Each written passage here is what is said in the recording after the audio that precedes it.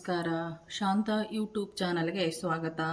ನಾನು ಇವತ್ತು ಶೇಂಗಾ ಉಂಡೆಯನ್ನು ಮಾಡ್ತಾ ಇದ್ದೀನಿ. ಶೇಂಗಾ ಉಂಡೆಯನ್ನು ಮಾಡಲು ಬೇಕಾಗುವ ಸಾಮಗ್ರಿಗಳು 2 ಕಪ್ಪು ಬೌಲಷ್ಟು ನಾನು ಶೇಂಗಾ ಬೀಜವನ್ನು ತಗೊಂಡಿದ್ದೀನಿ. 1/4 ಕಪ್ಪಷ್ಟು ಬೆಲ್ಲ ತಗೊಂಡಿದ್ದೀನಿ. ಏಲಕ್ಕಿ ಪೌಡರನ್ನು ತಗೊಂಡಿದ್ದೀನಿ. ಸ್ವಲ್ಪ ಒಣ ಕೊಬ್ಬರಿ ತುರಿಯನ್ನು ತಗೊಂಡಿದ್ದೀನಿ. ಮೊದಲಿಗೆ ಗ್ಯಾಸ್ ಸ್ಟವ್ ಆನ್ ಮಾಡಿಬಿಟ್ಟು ಒಂದು ಬಾಣಲೆಯನ್ನು ಇಟ್ಕೊಳ್ತಿದ್ದೀನಿ. ಈ ವಿಡಿಯೋನ ಕೊನೆಯವರೆಗೂ ನೋಡಿ, ಸ್ಕಿಪ್ ಮಾಡಿದೆ. ಯಾರೆಲ್ಲೋ ವಿಡಿಯೋನ ಹೊಸದಾಗಿ ನೋಡ್ತಿದ್ದೀರೋ ಸಬ್ಸ್ಕ್ರೈಬ್ ಮಾಡ್ಕೊಳ್ಳಿ.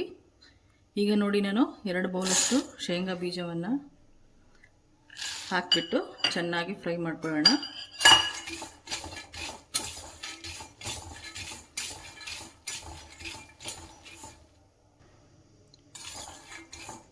ಈ ಶೇಂಗಾ ಉಂಡೆಯನ್ನು ಮಕ್ಕಳಿಗೆ ಈ ಥರ ಉಂಡೆ ಮಾಡಿ ಇಟ್ಬಿಟ್ರೆ ಸ್ಕೂಲಿಂದ ಬಂದ ಮೇಲೆ ಒಂದೊಂದು ಉಂಡೆ ಕೊಟ್ಟರೆ ಅವ್ರಿಗೆ ಪ್ರೋಟೀನು ಸಿಗುತ್ತೆ. ಆಮೇಲೆ ನಾವು ಬಿಸ್ಕಿಟು ಟೀ ಕೊಡೋ ಬದಲು ಒಂದು ಉಂಡೆ ಕೊಟ್ಬಿಟ್ರೆ ಹೊಟ್ಟೆನೂ ತುಂಬುತ್ತೆ. ಈ ಥರ ಸ್ನ್ಯಾಕ್ಸ್ ಮಾಡಿಕೊಟ್ರೆ ತುಂಬ ಒಳ್ಳೆಯದು. ಇದು ಪ್ರೋಟೀನ್ ಕೂಡ ಸಿಗುತ್ತೆ ಮಕ್ಕಳಿಗೆ. ಸಾಮಾನ್ಯವಾಗಿ ಎಲ್ಲರೂ ಉಂಡೆ ಮಾಡ್ತಿರ್ತೀರ, ಆದರೆ ನಾನು ಇವತ್ತು ಮಾಡ್ತಾ ಇದ್ದೀನಿ, ಅದರಿಂದ ತೋರಿಸ್ತಾ ಇದ್ದೀನಿ. ಶೇಂಗಾ ಬೀಜ ಉರಿಯೋ ಟೈಮಲ್ಲಿ ಚಟಾಪಟ ಅನ್ನೋ ಸೌಂಡ್ ಬರುತ್ತೆ. ಚೆನ್ನಾಗಿ ಉರಿತಿದೆ ಅಂತ ಅರ್ಥ. ಮೀಡಿಯಮ್ ಫ್ಲೇಮಲ್ಲಿ ಚೆನ್ನಾಗಿ ಹುರ್ಕೊಳ್ಬೇಕು, ಹಾಗಾದರೆ ಶೇಂಗಾ ಉಂಡೆ ಟೇಸ್ಟಾಗಿ ಬರುತ್ತೆ. ನೋಡಿ ಯಾವ ಥರ ಚಟಪಟ ಸೌಂಡ್ ಬರ್ತಾ ಇದೆ. ಸಿಪ್ಪೆನೂ ಬಿಟ್ಕೊಳ್ತಾ ಇದೆ. ಕೈ ಬಿಡದೆ ನಾವು ಹುರಿತಿರಬೇಕು. ಒತ್ತಿದ್ರೆ ಶೇಂಗಾದ ಉಂಡೆ ಚೆನ್ನಾಗಿ ಟೇಸ್ಟ್ ಬರಲ್ಲ. ಈಗ ಆಗಿದೆ. ನಾನು ಗ್ಯಾಸ್ ಸ್ಟವ್ ಆಫ್ ಮಾಡಿಬಿಟ್ಟು ಒಂದು ಪ್ಲೇಟಿಗೆ ತಗೊಳ್ತಿದ್ದೀನಿ ಶೇಂಗಾ ಬೀಜವನ್ನು. ಶೇಂಗಾ ಬೀಜವನ್ನು ನಾನು ಸಿಪ್ಪೆ ತಗೊಂಡು ಬರ್ತೀನಿ. ಮೇಲಿಂದ ಇದೆಲ್ಲ ಒಟ್ಟೆಲ್ಲ ತೆಗಿಬೇಕು. ಕೈಯಿಂದ ಹಿಂಗೆ ಮಾಡಿಬಿಟ್ರೆ ಹೋಗ್ಬಿಡುತ್ತೆ. ನಾನು ಸಿಪ್ಪೆ ತಗೊಂಡು ಬರ್ತೀನಿ. ನೋಡಿ, ನಾನೀಗ ಸಿಪ್ಪೆಲ್ಲ ತೆಗೆದು ಎತ್ತಿಟ್ಕೊಂಡಿದ್ದೀನಿ. ಮತ್ತೆ ಒಂದು ಬಾಣಲೆಗೆ ನಾನು ಸ್ಟವ್ ಆನ್ ಮಾಡಿಬಿಟ್ಟು 1/4 ಕಪ್ಪಷ್ಟು ಬೆಲ್ಲವನ್ನು ಪಾಕ ಬರಲಿಕ್ಕೆ ಇಡ್ತೀನಿ. ಬೆಲ್ಲ ಕರಲಿಕ್ಕೆ 3 ಟೇಬಲ್ ಸ್ಪೂನಷ್ಟು ನೀರು ಹಾಕ್ತಾ ಇದ್ದೀನಿ.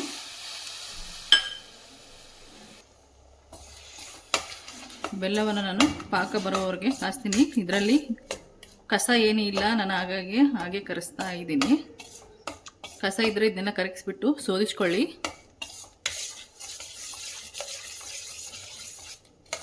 ಇದು ಪಾಕ ರೆಡಿ ಆಗಲಿ, ಅಲ್ಲಿವರೆಗೆ ನಾನು ಒಂದು ಮಿಕ್ಸಿ ಜಾರನ್ನು ತೊಗೊಂಡ್ಬಿಟ್ಟು ನಾವು ಸಿಪ್ಪೆ ತೆಗೆದಿರ್ತಕ್ಕಂಥ ಶೇಂಗಾ ಬೀಜವನ್ನು ಇದಕ್ಕೆಲ್ಲ ಹಾಕ್ಕೊಳ್ಳೋಣ.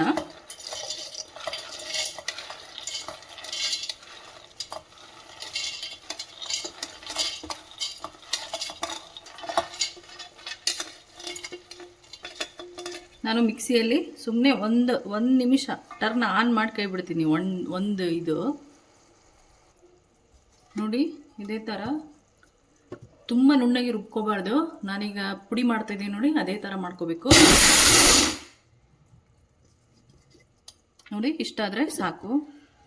ಆಫ್ ಮಾಡಿಬಿಡೋಣ. ನೋಡಿ, ಈ ಥರ ಪುಡಿಯಾಗಿರುತ್ತೆ. ನೋಡಿ, ಒಂದು ಬೌಲ್ಗೆ ಇದನ್ನ ಹಾಕ್ಕೊಳ್ತಿದ್ದೀನಿ. ಆಮೇಲೆ ಅರ್ಧ ಕಪ್ ತೆಂಗಿನ ತುರಿಯನ್ನು ಹಾಕ್ತಾಯಿದ್ದೀನಿ. ನಾನು ಮೇಲ್ಗಡೆಗೆ ಹಚ್ಚಲ್ಲ, ಒಳಗಡೆಗೆ ಹಾಕ್ತಾಯಿದ್ದೀನಿ. ಮೇಲ್ಗಡೆಗೆ ಹಚ್ಚಿಬಿಟ್ರೆ ಅದು ಉದುರಿಬಿಡುತ್ತೆ. ಆಮೇಲೆ ಚಿಕ್ಕ ಮಕ್ಕಳನ್ನು ತೆಗೆದ್ಬಿಟ್ಟು ತಿಂದುಬಿಡ್ತಾರೆ.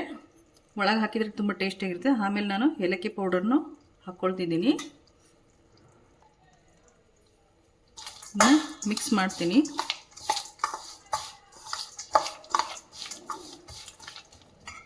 ಈಗ ಪಾಕ ನೋಡೋಣ, ಪಾಕ ಬಂದಿದೆ ಅಂತ. ನೋಡಿ, ಈಗ ಪಾಕ ಬಂದಿದೆ ಅಂತ ನೋಡೋಣ. ಒಂದು ಬೌಲಿಗೆ ನೀರನ್ನು ಹಾಕ್ಕೊಂಡಿದ್ದೀನಿ. ಅದಕ್ಕೆ ಸ್ವಲ್ಪ ಬೆಲ್ಲದ ಪಾಕವನ್ನು ಹಾಕ್ತಾಯಿದ್ದೀನಿ. ನೋಡಿ, ಈ ಥರ ದುಂಡುಗೆ ಬರಬೇಕು ನೀರಲ್ಲಿ ಹಾಕಿದರೆ. ಆವಾಗ ಉಂಡೆ ಕಟ್ಟಲಿಕ್ಕೆ ಕರೆಕ್ಟ್ ಇದೆ ಅಂತ ಅರ್ಥ. ನಾನೀಗ ಗ್ಯಾಸ್ ಸ್ಟವ್ ಆಫ್ ಮಾಡ್ತಾಯಿದ್ದೀನಿ ಪಾಕದ್ದು.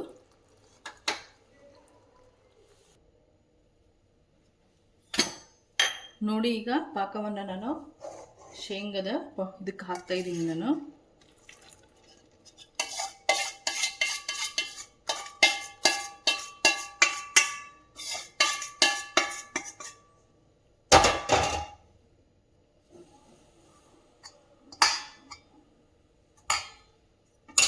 ಹಾಕ್ಬಿಟ್ಟು ಮಿಕ್ಸ್ ಮಾಡಿಬಿಡ್ತೀನಿ.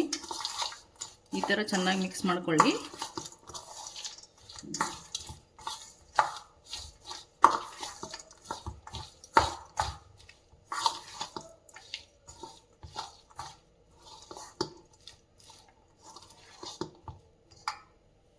ಮಿಕ್ಸ್ ಮಾಡಿಬಿಟ್ಟು ಕೈಗೆ ಸ್ವಲ್ಪ ಬಿಸಿ ಇರುತ್ತೆ, ಕೈಗೆ ಸ್ವಲ್ಪ ನೀರನ್ನು ಹಾಕಿಬಿಟ್ಟು ಉಂಡೆಯನ್ನು ಕಟ್ಕೊಳ್ಳಿ.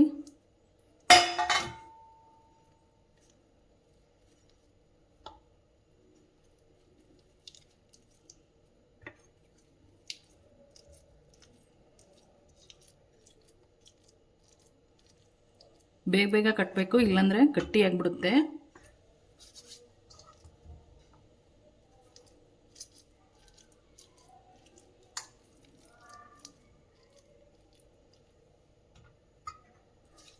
ಇದನ್ನು ವಿಶೇಷವಾಗಿ ಉತ್ತರ ಕರ್ನಾಟಕ ಸೈಡು ಪಂಚಮಿಯಲ್ಲಿ ವಿಶೇಷವಾಗಿ ಉಂಡೆ ಮಾಡ್ತಾರೆ.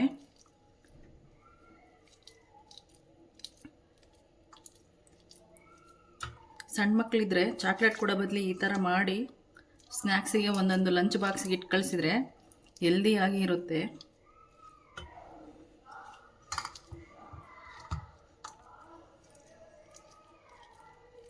ಇಷ್ಟಪಟ್ಟು ಕೂಡ ತಿಂತಾರೆ ಉಂಡೆಯನ್ನು. ನೋಡಿ ಎಲ್ಲ ಉಂಡೆಯನ್ನು ನಾನು ಕಟ್ಕೊಂಬರ್ತೀನಿ. ನೋಡಿ ಈಗ ಶೇಂಗಾ ಉಂಡೆ ರೆಡಿಯಾಗಿದೆ.